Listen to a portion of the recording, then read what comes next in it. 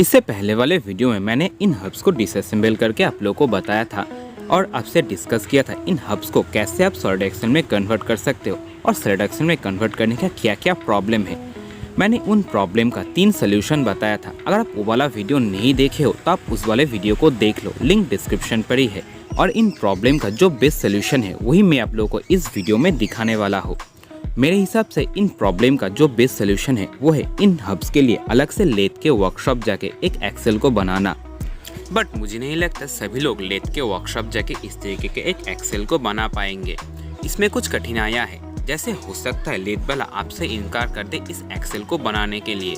And second, हो सकता है लेथ वाला आपसे 2 या 3 दिन टाइम मांग ले और ये एक्सेल आपको 300 से 400 रुपये बनाने के लिए पड़ेगा। और ये सभी प्रॉब्लम मैंने फेस किया है, इसलिए मैं आप लोगों को बता रहा हूँ। तो मैं आप लोगों को एक सस्ता सुंदर टिकाऊ तरकीब बताता हूँ जिससे आप इन हब्स को सॉलिड एक्सेल में कन्वर्ट कर सकते हो, वो भी बड़ी कम प्राइस में। इसके लिए आपको चाहिए होगा एक 7.5 या 8 इंच का एक्सेल, जो भी अवेलेबल हो। ये आप लोगों को इजीली मार्केट में 40 से 50 रुपए के अंदर मिल जाएगा with fresh nuts and spacers. और आपको चाहिए होगा इस तरीके का एक एल्युमिनियम शीट, जो कि 25 रुपीज स्क्वायर फीट में हार्डवेयर स्टोर में मिल जाता है। आपको इस एल्युमिनियम शीट में से इस तरीके का 2 पीसेस को कट करके निकाल लेना है। इसका पूरा प्रोसेस मैं आप लोगों को दिखाता हूँ। आप ये समझ लो, आपको फर्स्ट पीस को कट करना होगा जिसका लेंथ होगा इधर से इतना, जो कि होता है 10.6 सेंटीमीटर। एंड सेकेंड जो पीस होगा वो है इधर से इधर तक, जिसका लेंथ है 9.1 सेंटीमीटर। और इन दोनों का डायमीटर्स मैं आगे बताता हूँ। आपको पहले एक एल्युमिनियम शीट के ऊपर 10.6 सेंटीमीटर मार्क कर लेना है। देन 10.6 सेंटीमीटर के बराबर एक सीधा लाइन को ड्रॉ करना है। देन उस लाइन के ऊपर 3.19 सेंटीमीटर मार्क करना होगा और यही है आपका डायमीटर। देन 3.19 सेंटीमीटर के बराबर और एक लाइन को ड्रॉ करना है और जो रेक्टेंगुलर शेप मिलेगा वो है आपका फर्स्ट इनर पीस और इसे आपको कट करके निकाल लेना है। कट करने के लिए आप स्केल रख के इस तरीके के एक नाइफ के हेल्प से ड्रॉ की गई लाइन के ऊपर से नाइफ को इस तरीके से 4-5 बार खींचो। क्योंकि ये एल्युमिनियम है तो नाइफ इसके ऊपर एक गहरा निशान छोड़ देगा और इस तरीके का नाइफ आपको हार्डवेयर स्टोर में ही 10 से 20 रुपए के अंदर ही मिल जाता है। लेकिन केवल आप एक नाइफ से एल्युमिनियम शीट को पूरा कट नहीं कर सकते हो, आपको एक कैंची का यूज करना ही होगा। नाइफ बस आपके काम को बहुत इजी कर देगा। और एक कट लग जाने के बाद दूसरा हिस्सा कुछ इस तरीके से फोल्ड करके आप आसानी से निकाल सकते हो। और जब आप इस प्रोसेस को करोगे तो आपको पता लग जाएगा क्यों मैंने एक नाइफ का यूज किया था। ओके, अब इस रेक्टेंगुलर शेप को एक राउंड पाइप के शेप में ढालना होगा। इसके लिए आप एक्सेल का ही यूज करें। आप एल्युमिनियम शीट को एक्सेल के ऊपर ऐसे रख के अपने हाथों से ही दबाओ। अब देखना ये इजीली बेंड हो जाएगा। देखो, इस शीट को पाइप में शेप में ढालने का कोई प्रॉपर तरीका तो मेरे पास नहीं है, तो मैं जैसा दिखा रहा हूँ आप वैसे कर सकते हो या खुद से कुछ सोच सकते हो। और इसे करने के समय आप अपनी विचार बुद्धि का यूज़ करें। कुछ 1-2 बार ट्राई करने के बाद आप खुद ब खुद सीखने लगोगे इसको कैसे एक राउंड शेप में ढाला जाता है। और जैसा कि आप देख सकते हो मैं इसको अपने हाथों से ही दबा रहा हूँ और ये धीरे धीरे एक पाइप का शेप लेता जा रहा है। आप इसको 2 बोल्ट्स के हेल्प से एक्सेल में इस तरीके से फंसा लो ताकि इसको और ज़्यादा कंप्रेस कर सके। इसके लिए आप एक प्लायर का हेल्प ले। प्लायर से एल्युमिनियम शीट को कुछ इस तरीके से दबाना होगा। 2 एजेस को आपको एक साथ लाना है। देखो, मेन फंडा ये है, आप जितना इस एल्युमिनियम शीट को एक्सेल के साथ कंप्रेस कर पाओगे वो उतना ही एक्सेल के बराबर राउंड पाइप शेप में आता जाएगा।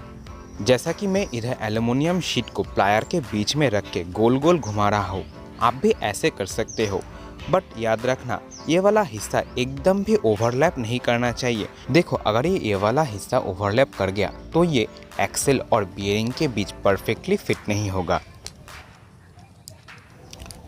एंड एट द एंड ये कुछ इस तरीके से दिखना चाहिए, एकदम एक पाइप के जैसा बट विदाउट ओवरलैप। और इसके ऊपर और एक पाइप चलेगा जिसका डायमीटर होगा 3.4 सेंटीमीटर और लेंथ होगा 9.1 सेंटीमीटर।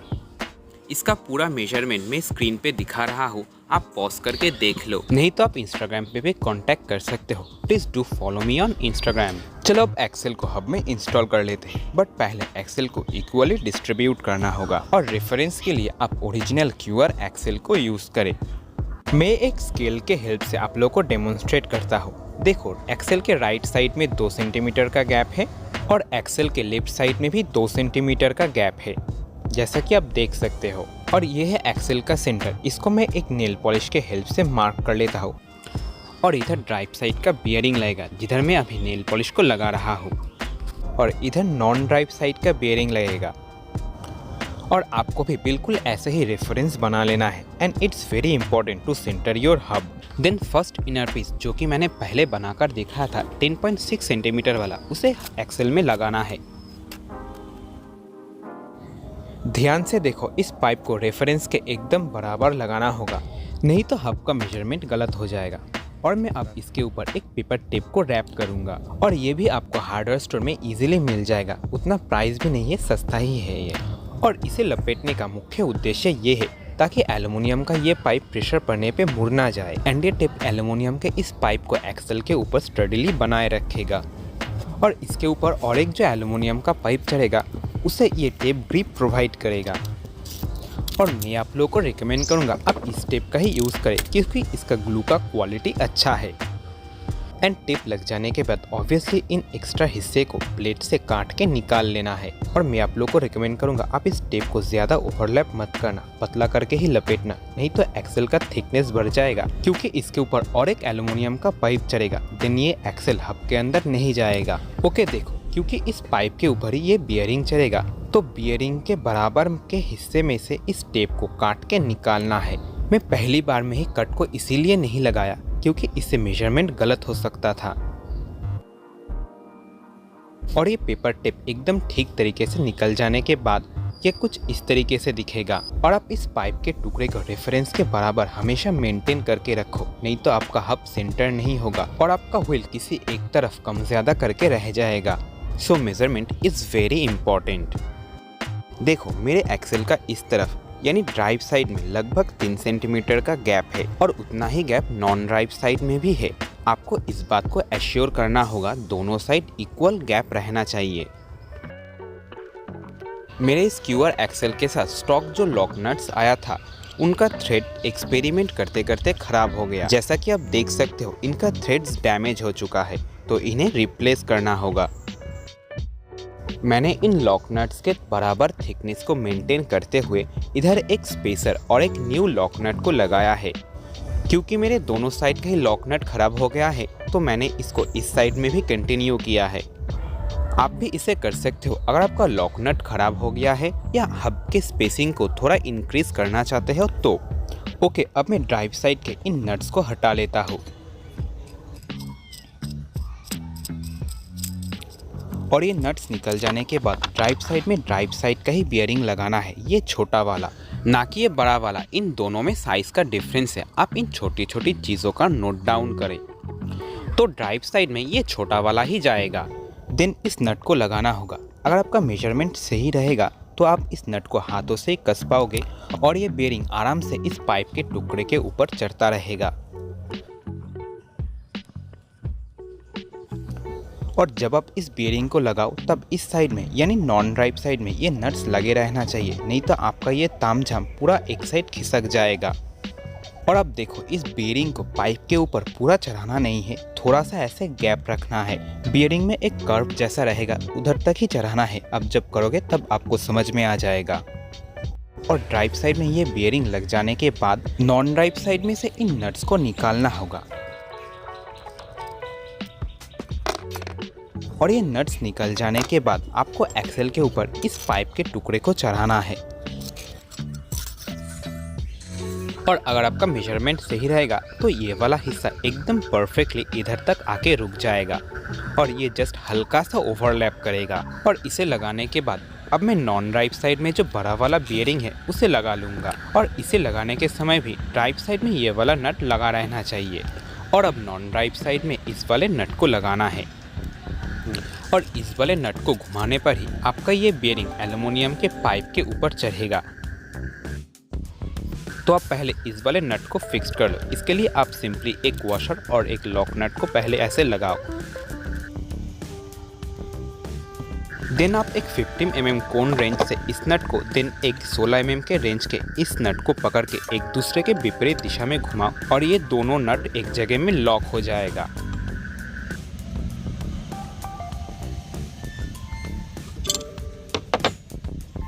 और ये दोनों नट लॉक हो जाने के बाद आप उस 16 mm के रेंज से ही इस लॉक नट को पकड़ो।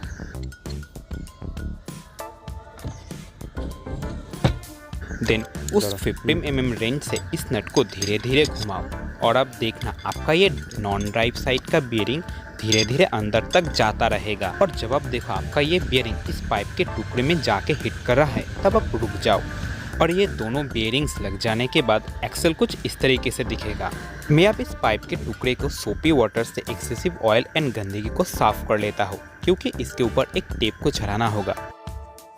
और जैसा कि मैं इधर एक मेडिकल टेप का यूज़ कर रहा हूँ, आप चाहे तो पेपर टेप का भी यूज़ कर सकते हो, कोई प्रॉब्लम नहीं आएगा।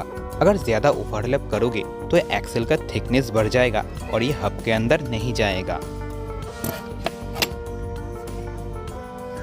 ओके, ड्राइव साइड तो हो गया, अब नॉन ड्राइव साइड में टेप को लपेटना होगा। आप केवल दोनों एंड्स में टेप को लपेटो और आपका काम बन जाएगा। पूरे एक्सेल में टेप लपेटने की ज़रूरत नहीं है, बट ज़्यादा ओवरलैप मत करना। और ये टेप लग जाने के बाद मैं इन टेप्स के ऊपर पतला करके इपॉक्सी रेजिन का एक कोटिंग चढ़ाऊंगा। आपको बस इन दोनों एलिमेंट्स को समान तरीके से मिक्स करना है और ये बहुत ही एक स्ट्रॉन्ग ग्लू की तरह काम करता है। इपॉक्सी आपको हार्डवेयर स्टोर में 20 से 30 रुपए के अंदर मिलना चालू हो जाएगा। इपॉक्सी रेजिन इस पूरे सिस्टम को एक्स्ट्रा मजबूती प्रदान करेगा, लेकिन इसको बहुत ही पतला करके लगाना है, नहीं तो एक्सेल का थिकनेस बढ़ जाएगा। अगर एक्सेल ज़्यादा मोटा हो गया तो एक्सेल हब के थ्रू पास नहीं होगा। आपको इस बात को ध्यान में रख के काम करना है। और दोनों साइड इपॉक्सी लग जाने के बाद अब मैं इसको लगभग 12 आवर ऐसे ही छोड़ दूंगा ताकि इपॉक्सी ठीक से ड्राई हो सके। मैंने इसको ऐसे ही पूरा एक दिन छोड़ दिया था, तो अब ये पूरा ड्राई हो गया। तो चलो मैं अब इसको हब में इंस्टॉल कर लेता हूँ, बट पहले मैं इन ग्रूव्स में ग्रीस का अप्लाई करूँगा। आप भी ऐसा करो, और अगर आपके पास ग्रीस नहीं है तो आप ऑयल का अप्लाई करो, कोई प्रॉब्लम नहीं होगा। लेकिन ऑयल हो या ग्रीस, अब हब में दोनों साइड में ही अच्छे से इसका अप्लाई करें।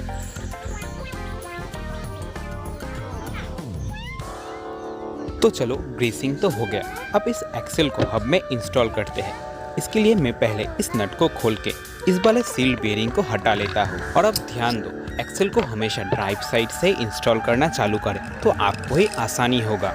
और मेजरमेंट सही रहेगा तो एक्सेल एकदम आराम से अंदर चला जाएगा। और थोड़ा सा ग्रीस एक्सेल पे एंड देन आपको इस बेयरिंग को लगाना है। अगर कोई भी प्रॉब्लम हो आप मुझे कमेंट करके बताओ, मैं रिप्लाई कर दूंगा।